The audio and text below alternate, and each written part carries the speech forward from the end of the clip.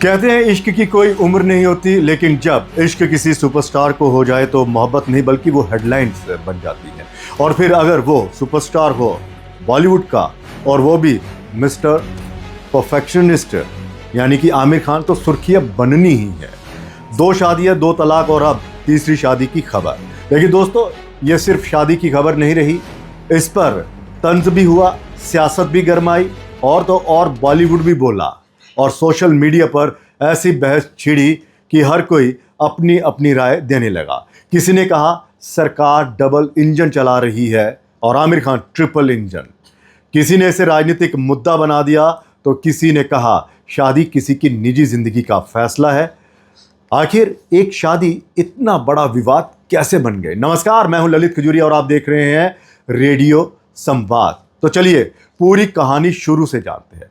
तीसरी शादी की खबर जैसे ही आमिर खान और गौरी स्प्रेड की आई और इसी पर बवाल मच गया। सोशल मीडिया पर प्रतिक्रियाओं का दौर शुरू हो गया। किसी ने बधाई दी, किसी ने मजाक बनाया तो किसी ने सवाल उठाए। आमिर खान ने सार्वजनिक रूप से कहा है कि ये उनकी निजी फैसला है और वो अपनी नई जिंदगी की पारी से बेहद खुश हैं। लेकिन कहानी यहीं खत्म नहीं हुई।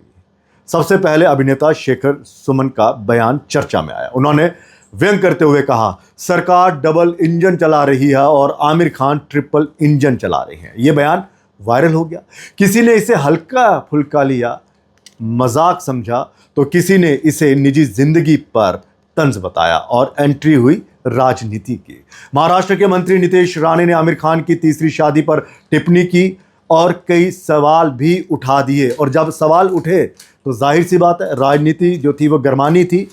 नीतीश राणे ने कहा कि आमिर खान की ये तीसरी शादी बताती है कि किस तरह से वो लव जिहाद को बढ़ावा दे रहे हैं। वो गैर मुस्लिम लड़कियों से शादी करते हैं, जिससे साफ पता चल जाता है कि उनका एजेंडा क्या है। यानी कि उन्होंने इस शादी को लव जिहाद की श्रेणी में खड़ा किया और ये बताया कि उनकी ये तीसरी शादी भी जो है वो गैर मुस्लिम है। हालांकि पहली 2 शादी आमिर खान ने जो की वो हिंदू लड़कियों से की, किरण से की और रीना से की, और उनके जब 2 शादियां हुई तो उनसे बच्चे भी हुए। तो नीतीश राणे का यही कहना है कि भले ही उनकी जिनसे शादी हुई थी उन्होंने धर्म परिवर्तन ना किया हो, लेकिन ये लव जिहाद को बढ़ावा दे रहा। हालांकि तीसरी जो शादी हुई है गौरी स्प्रेड से, वो हिंदू तो नहीं है लेकिन गैर मुस्लिम है। तो सियासत इसी पर गरमा गई और अब बहस भी शुरू हो गई। यहीं से मामला सिर्फ बॉलीवुड तक सीमित नहीं रहा। AIMIM की प्रतिक्रिया भी अब इस बहस में जुड़ गई है। AIMIM नेता वारिस पठान ने कहा कि अगर कोई बालिग व्यक्ति कानून के दायरे में रहकर शादी करता है तो ये उसका निजी फैसला है। उन्होंने ये भी सवाल उठाया कि देश में कई बड़े मुद्दे हैं, लेकिन चर्चा अभिनेता की निजी जिंदगी पर हो रही है। यानी कि एक तरफ तंज, दूसरी तरफ राजनीतिक बयान और तीसरी तरफ निजी आज़ादी की बात।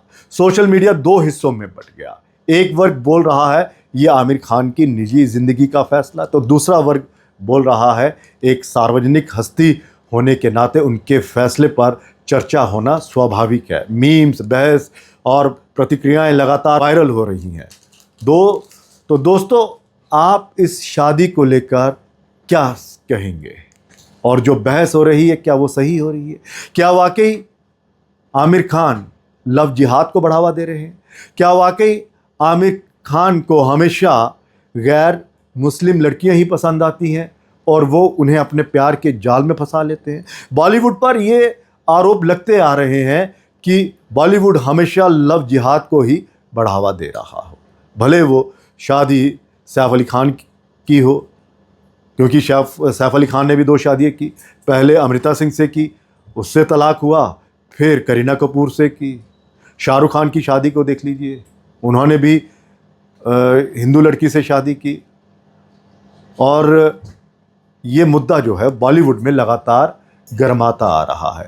हालांकि ये निजी फैसले होते हैं, लेकिन जब इसमें सियासत आ जाती है तो सवाल उठते हैं और सोशल मीडिया पर ज़बरदस्त बहस छिड़ जाती है और अब इसी शादी पर बहस छिड़ गई है। तो क्या वाकई लव जिहाद को बढ़ावा दिया जा रहा है या फिर आमिर खान को सिर्फ और सिर्फ गैर मुस्लिम लड़कियां ही पसंद आती हैं? ये सवाल राजनेता उठा रहे हैं